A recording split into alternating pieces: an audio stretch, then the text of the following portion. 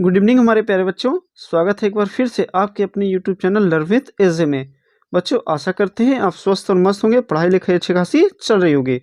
बच्चों आज की इस वीडियो में हम हाजिर हैं एसर्टिव तथा इंट्रोगेटिव के सेंटेंस को लेकर। किस तरह से आप इनके सेंटेंस को डायरेक्ट से इनडायरेक्ट में बदलेंगे, ठीक है बेटा।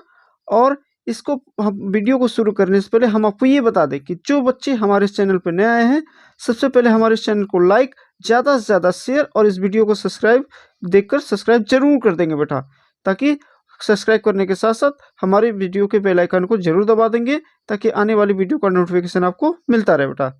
हम आपको ये वीडियो को शुरू करने से पहले हम आपको ये बता दें कि इस डायरेक्ट इनडायरेक्ट का चौथा पार्ट है। हम अपने चैनल पे पहला, दूसरा और तीसरे पार्ट को ऑलरेडी अपलोड कर दिए हैं। यदि आप लोगों ने हमारे उस तीनों पार्ट को नहीं देखा है तो हमारे चैनल पे जाइए, डायरेक्ट तथा इनडायरेक्ट के नाम से प्लेलिस्ट बनी होगी, आप जाके वहाँ तीनों वीडियो को देख सकते हैं।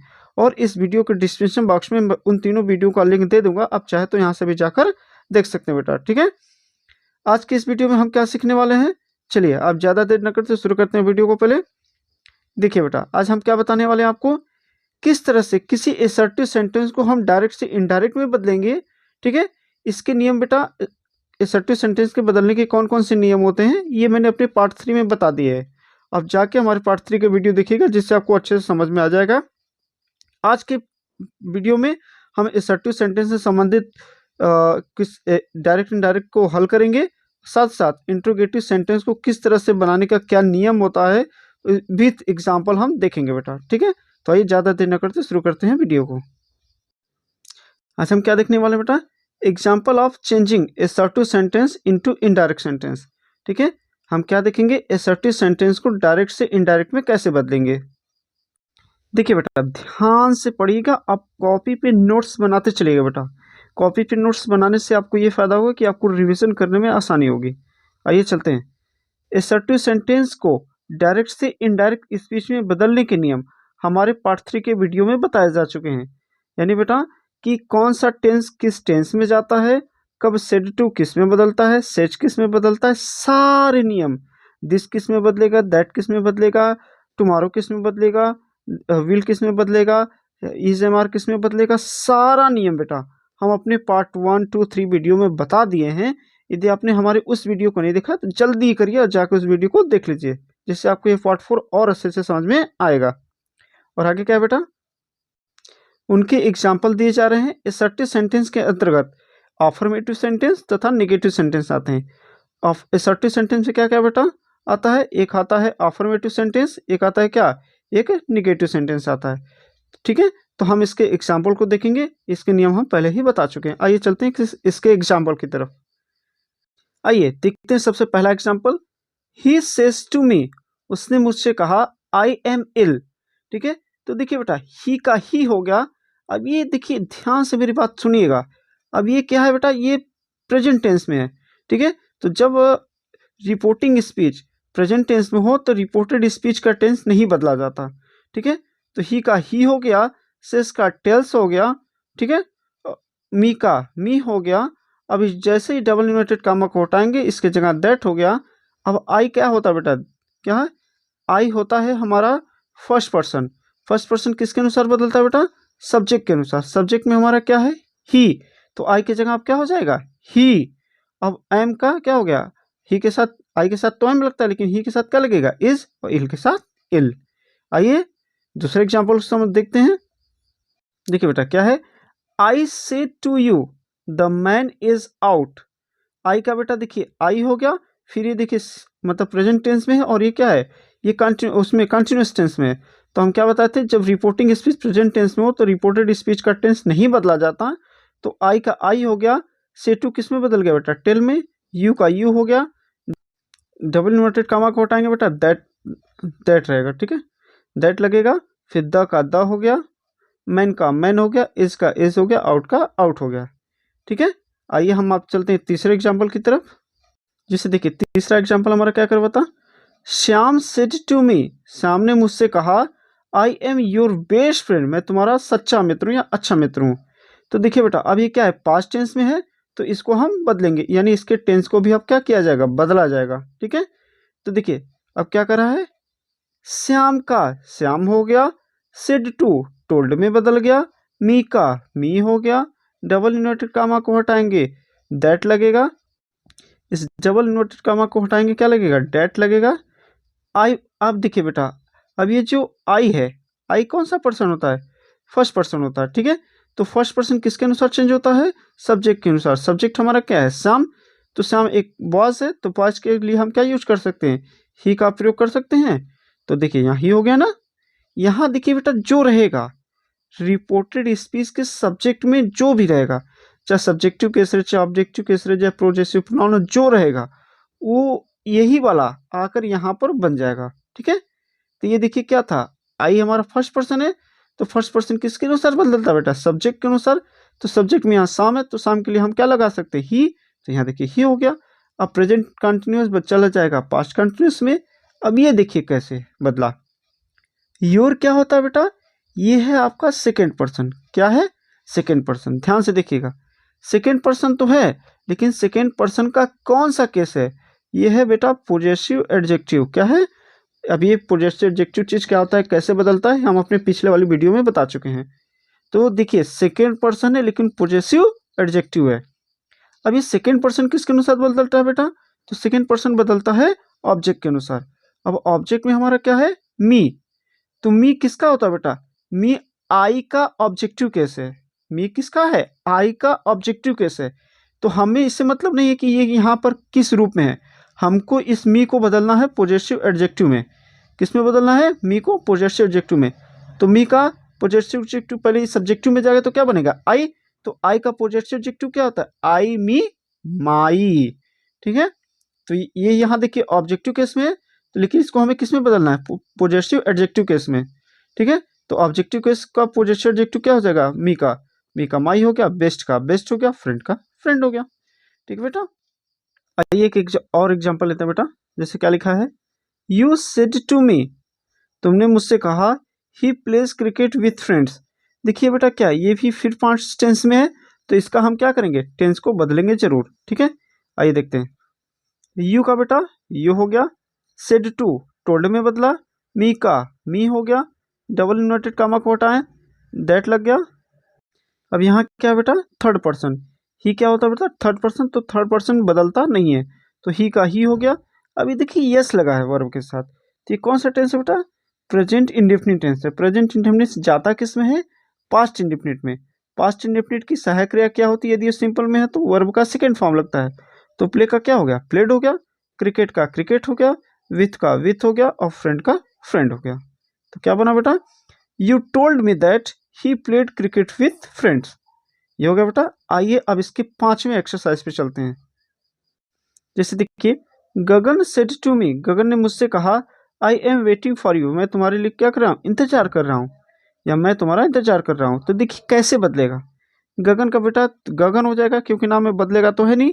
अब ये सेड टू किस में बदल गया, टोल्ड में, मी का मी में हो गया, इस डबल इन्वर्टेड कामा को हटाएंगे दैट लगेगा। अब थोड़ा देखिए यही ध्यान दीजिएगा बस। अब ये आई कौन सा पर्सन है बेटा, फर्स्ट पर्सन है। फर्स्ट पर्सन का कौन सा केस है यहाँ, सब्जेक्टिव केस है। तो फर्स्ट पर्सन किसके अनुसार बदलेगा बेटा, गगन के अनुसार, सब्जेक्ट के अनुसार बदलेगा। सब्जेक्ट में कौन है, गगन, गगन एक लड़का है, तो इसके लिए हम क्या यूज कर सकते हैं, ही का प्रयोग कर सकते हैं। यहाँ भी देखिए क्या, हमें ही को अब क्या करना है, हमें सब्जेक्टिव केस में बदलना है, तो ही का सब्जेक्टिव केस ही होता है, तो ही हो गया। अभी कौन सा टेंस है बेटा, प्रेजेंट कंटिन्यूअस, तो चला जाएगा पास्ट कंटिन्यूअस, ठीक है। प्रेजेंट कंटिन्यूअस चला जाएगा किसमें, पास्ट कंटिन्यूअस, वेटिंग का वेटिंग हो गया, फॉर का फॉर हो गया। अब ये देखिएगा, यू कौन सा पर्सन है, सेकेंड, अभी किस रूप में है, ऑब्जेक्टिव केस में, ठीक है तो सेकेंड पर्सन लिखे है किसमें, ऑब्जेक्टिव केस में। तो सेकेंड पर्सन किसके अनुसार बदलता है, आपको पता होगा, सेकेंड पर्सन किसके अनुसार बदलता है बेटा, सेकेंड पर्सन बदलता है ऑब्जेक्ट के अनुसार। तो यू, अब यहाँ क्या है, मी भी ऑब्जेक्टिव केस में, तो सीधे सीधे हम यहाँ क्या रख देंगे, मी का ऑब्जेक्टिव केस मी ही होगा, ठीक है। इसका सब्जेक्टिव केस क्या होता है, आई, और ऑब्जेक्टिव केस क्या होगा, मी, तो हम क्या करेंगे, हम मी रख देंगे, हमारा सेंटेंस बनकर तैयार। जैसे देखिए, Gagan told me that he was waiting for me. एक बार हम चलिए इसको फिर से समझा देते हैं आपको, देखिएगा ध्यान से ना कैसे बना है। देखिए, गगन का बेटा गगन हो गया, सेड टू का टोल्ड हो गया, मी का मी हो गया, इस डबल इन्वर्टेड कामा का दैट हो गया। अब आई यहाँ पर है फर्स्ट पर्सन का सब्जेक्टिव केस। क्या है बेटा? फर्स्ट पर्सन का सब्जेक्टिव केस। तो फर्स्ट पर्सन बदलता है सब्जेक्ट के अनुसार। सब्जेक्ट में बेटा हमारा गगन है, तो गगन एक लड़का है, तो इसके लिए हम क्या यूज कर सकते हैं? ही कर सकते हैं, क्योंकि इसको हमें सब्जेक्टिव केस के अनुसार बदलना था। तो ही का सब्जेक्टिव केस क्या होता है? ही होता है। ठीक है। अब एम का क्या हो गया? कौन सा टेंस था बेटा? प्रेजेंट कंटिन्यूअस, तो चला जाएगा पास्ट कंटिन्यूअस। वेटिंग का वेटिंग हो गया, फॉर का फॉर हो गया। अब देखिए यहाँ, अब थोड़ा सा एक चेंज और करना है, यहाँ ध्यान दीजिएगा। जैसे यहाँ क्या लिखा है बेटा? यू, तो यू क्या होता है? सेकेंड पर्सन है। सेकेंड पर्सन का यहाँ क्या लिखा है? Objective case. ठीक है। तो अब ये ऑब्जेक्टिव केस सेकेंड पर्सन किसके अनुसार बदलता है? सेकेंड पर्सन बदलता है ऑब्जेक्ट के अनुसार। अब ऑब्जेक्ट में क्या है यहाँ बेटा? मी। तो मी को पहले हम देखेंगे इसका सब्जेक्टिव केस क्या होता है। मी का सब्जेक्टिव केस क्या होता है? मी का सब्जेक्टिव केस होता है सर आई होता है। ठीक है। तो आई को अब हमें किस केस में बदलना है? ऑब्जेक्टिव केस में। तो आई का ऑब्जेक्टिव केस क्या होता है? मी। मी बन गया यहाँ। ठीक है। आशा तथा उम्मीद करो तो बेटा कि आपको ये वीडियो अच्छे से समझ में आ रहा होगा। अगर समझ में आ रहा हो तो वीडियो को लाइक जरूर करते रहिएगा, जिससे हमें मोटिवेशन मिलता रहे। ठीक है बेटा। आइए चलते हैं अब अपने इंट्रोगेटिव सेंटेंस की तरफ। क्या देखेंगे बेटा? यस नो टाइप क्वेश्चन को डायरेक्ट से इनडायरेक्ट स्पीच में बदलना। क्या देखेंगे? यस नो टाइप क्वेश्चन को डायरेक्ट स्पीच से इनडायरेक्ट स्पीच में बदलना। अब यहाँ यस नो टाइप क्या होता है बेटा?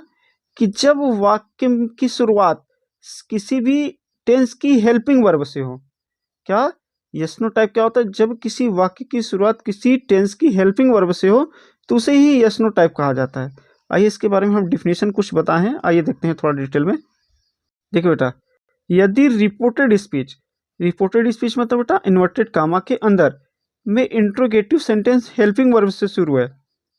क्या बेटा? यदि रिपोर्टेड स्पीच यानी इन्वर्टेड कामा के अंदर में इंट्रोगेटिव सेंटेंस हेल्पिंग वर्ब से शुरू है तो वाक्य को डायरेक्ट से इनडायरेक्ट स्पीच में बदलने के नीचे दिए गए रूल को हम क्या करते हैं? फॉलो करते हैं। क्या हम कहने समझाने जा रहे हैं बेटा कि यदि इन्वर्टेड कामा के अंदर का कोई भी वाक्य हेल्पिंग वर्ब से शुरू होगा तो उसके बनाने का डायरेक्ट से इनडायरेक्ट बनाने के नियम नीचे हम बताने जा रहे हैं, ध्यान से देखिएगा। रूल फर्स्ट हमारा क्या कहता है बेटा? कामा के बाहर यानी इन्वर्टेड कामा के बाहर रिपोर्टिंग वर्ब में आए भाव के अनुसार। ठीक है। कामा के बाहर रिपोर्टिंग वर्ब में आए हुए भाव के अनुसार। ठीक है। अब कैसे किसको बदलते हैं आइए देखते हैं। देखिए, से या से टू को आस्क, क्या? से या से टू को ask, demand, inquire, want to know में बदलते हैं। से या से टू को किस में बदलेंगे बेटा? Ask, demand, inquire, want to know में बदलते हैं। किसको? से या से टू को। यदि इसी के जगह पर सेज या सेज टू आ जाए तो आक्स, डिमांड्स, इंक्वायर्स या वांट टू नोस में बदलते हैं। ठीक है। से या सेज टू आ जाए तो ask, demands, inquires, wants to know में बदलते हैं। सेड या सेड टू को, क्या बेटा? सेड या सेड टू को आस्क्ड, डिमांडेड, इंक्वायर्ड या वांटेड टू नो में बदलते हैं। ठीक है बेटा। सेड या सेड टू को asked, demanded, inquired, wanted to know में बदलते हैं। अब इधर से मेन नियम है बेटा, थोड़ा सा ध्यान से देखिएगा आप। ठीक है। इन्वर्टेड कामा को हटाकर, ठीक है, ध्यान से देखिएगा बेटा। अभी तक हम क्या कर रहे थे? इन्वर्टेड कामा को हटाकर इफ या वेदर का प्रयोग करते हैं। क्या करते हैं? अभी तक हम दैट लगा रहे थे, लेकिन अब इंट्रोगेटिव सेंटेंस में जब वाक्य की शुरुआत हेल्पिंग वर्ब से हो तो इन्वर्टेड कामा को हटाकर इफ या वेदर का प्रयोग किया जाता है, याद रखिएगा। इसके बाद इंट्रोगेटिव सेंटेंस को अफर्मेटिव में बदल कर लिखते हैं। अब सेंटेंस तो रहेगा इंट्रोगेटिव में, लेकिन हम उसको बदलेंगे किस में? अफर्मेटिव में। अफर्मेटिव सेंटेंस की सबसे बड़ी खासियत होती है बेटा कि सेंटेंस की शुरुआत सब्जेक्ट से होती है। ठीक है। तो हमें कैसे बदलना हम तो आगे बता देंगे आपको, आप चिंता ना करें। ठीक है। क्या हमारा दूसरा नियम कहता है? इन्वर्टेड कामा को हटाइए, इफ या वेदर का प्रयोग करिए। इसके बाद सेंटेंस रहेगा तो इंट्रोगेटिव, लेकिन बदलेंगे आप अफर्मेटिव में। अंत में फुल स्टॉप लगाते हैं, क्योंकि अब हम बदल रहे हैं किस में? अफर्मेटिव में, तो अफर्मेटिव में क्वेश्चन मार्क तो लगेगा नहीं। लास्ट हमारा नियम क्या करा बेटा? अन्य परिवर्तन साधारण वाक्यों की तरह होते हैं। अब इसका क्या मतलब है? जैसे जिस हमें जो टेंस में बदलना है, जो सब्जेक्टिव ऑब्जेक्टिव केस बदलने हैं, प्रीवियस डे, नेक्स्ट डे, ये सब जैसे हम पहले से बदल रहे थे वैसे ही इसमें भी बदलेंगे।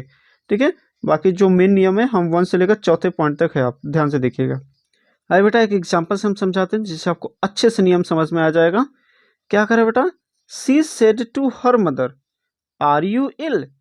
सबसे बड़ी खासियत मैं आपको क्या बता रहा हूँ, यस नो टाइप बोला था, तो देखिए सेंटेंस की शुरुआत हेल्पिंग वर्ब से हुआ है, यानी हमारा सही है, यहाँ सेंटेंस की शुरुआत हेल्पिंग वर्ब से हुआ है। ठीक है, तो अब हमारा और दूसरा नियम क्या कहता है, सेड या सेड टू को भाव के अनुसार आस्क, डिमांड या इस सब में बदल देते हैं। तो ठीक है, ये भी हमारा हो गया जाएगा। अब इस डबल इन्वर्टेड कामा को हटाएंगे तो इफ लगेगा। ठीक है, चलिए इस सेंटेंस को बनाते हैं। देखिए देखिए बेटा, एग्जाम्पल हम बनाने चलते हैं, देखिए कैसे बनेगा।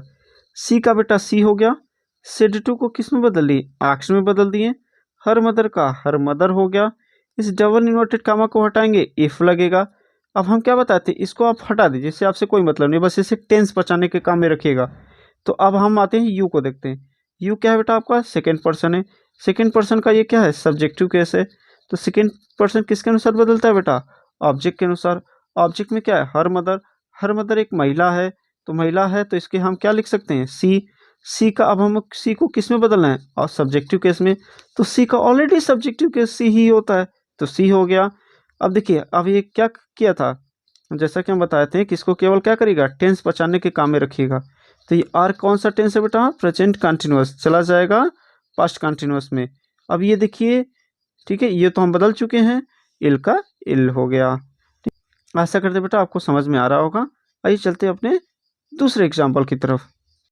देखिए दूसरा एग्जाम्पल हमारा क्या कहता है बेटा, he said to me is your brother here. देखिए वाक्य की शुरुआत हेल्पिंग वर्ब से हुई है ना, तो चलिए आइए इसको बनाते हैं, ध्यान से देखिएगा बेटा। ही का ही हो गया, सेड टू आस्क्ड में बदल गया, मी का मी हो गया। इस डबल इन्वर्टेड कामा को हटाकर हम इफ लगाएंगे। ठीक है, अब देखिए, अब ये जो बेटा इज है ना, इसको आप केवल हेल्पिंग वर्ब पहचानने के रूप में रखिए, अब इस पर कोई ध्यान आप मत दीजिए। अब आते हैं इस योर पर। योर क्या है बेटा, ये है तो सेकेंड पर्सन, लेकिन अब ये क्या है, पोजेसिव एडजेक्टिव है। तो सेकेंड पर्सन है तो जाहिर सी बात है किसके अनुसार बदलेगा, सेकेंड पर्सन के अनुसार। सेकेंड पर्सन में हमारा क्या है, मी। तो मी को बेटा पहले आप किस में बदलिए, सब्जेक्टिव केस में। मी का सब्जेक्टिव केस क्या हो गया, आई। अब आई को हमें किस रूप में बदलना है बेटा, पोजेसिव एडजेक्टिव में। क्यों, क्योंकि ये योर किस में था, पोजेसिव एडजेक्टिव में। तो आई का पोजेसिव एडजेक्टिव क्या होता है, आइए देखते हैं। आई सब्जेक्टिव केस है तो इसका ऑब्जेक्टिव केस क्या हो गया, मी। प्रोजेक्टिव ऑब्जेक्टिव केस क्या हो जाएगा, माई। आई मी माई माइन, तो हमें क्या लिखना है, माई। तो देखिए क्या हो जाएगा, माई हो गया ना। डबल इन्वर्टेड कामा को हटाए थे, क्या लगा था, डबल इन्वर्टेड कामा को हटाकर इफ लगा था। अब योर किस में बदल गया, माई में, माई ब्रदर हो जाएगा। अब ये कौन सा टेंस है, प्रेजेंट कंटिन्यूअस, तो चला जाएगा पास्ट कंटिन्यूअस में। हेयर का क्या हो जाएगा, अब इल नहीं रहेगा बट हेयर का क्या हो जाएगा, देयर। ठीक है, ठीक है, आशा करते हैं आपको समझ में आ रहा होगा बेटा। अब आइए चलते हैं अपने दूसरे नियम की तरफ। अब हम क्या पढ़ने जा रहे हैं बेटा, कि डब्ल्यू एच वर्ड क्वेश्चन को डायरेक्ट से इनडायरेक्ट स्पीच में बदलने के नियम नीचे दिए गए हैं। यानी अब बेटा डब्ल्यू एच वर्ड अब किसे कहा जाता है, कि जब वाक्य की शुरुआत यानी इन रिपोर्टेड स्पीच यानी इन्वर्टेड कामा के अंदर के वाक्य की शुरुआत किससे हो बेटा, क्वेश्चन वर्ड से हो, तो हम इसको कैसे डायरेक्ट से इनडायरेक्ट स्पीच में बदलेंगे। आइए पहले हम नियम को पढ़ते हैं, नियम को पढ़ने के बाद एक एग्जाम्पल करेंगे, एग्जाम्पल से जिससे आपको अच्छे तरीके से समझ में आएगा। देखिए पहला हमारा नियम क्या कहता है बेटा, यदि रिपोर्टेड स्पीच इन्वर्टेड कामा के अंदर का interrogative sentence W H word से शुरू हो, यानी वाक्य की शुरुआत ही किससे हो, क्वेश्चन वर्ड से हो, तो सेंटेंस को इनडायरेक्ट स्पीच में बदलने के नियम नीचे दिए गए हैं। ठीक है, उस स्टेप को हम क्या करते हैं, फॉलो करते हैं। क्या बेटा, यदि इन्वर्टेड कामा के अंदर के वाक्य की शुरुआत हेल्पिंग वर्ब से ना होकर क्वेश्चन वर्ड से हुई है, तो इसको कैसे हम डायरेक्ट से इनडायरेक्ट स्पीच में बदलेंगे, आइए इस नियम को देखते हैं।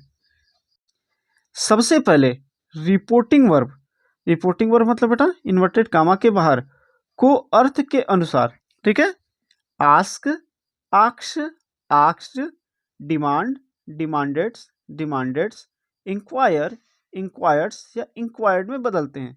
ठीक है बेटा, कैसे बदलते हैं, रिपोर्टिंग वर्ब के अर्थ के अनुसार। ठीक है, ये तो था पहला नियम। अब आते चलते दूसरे नियम पे।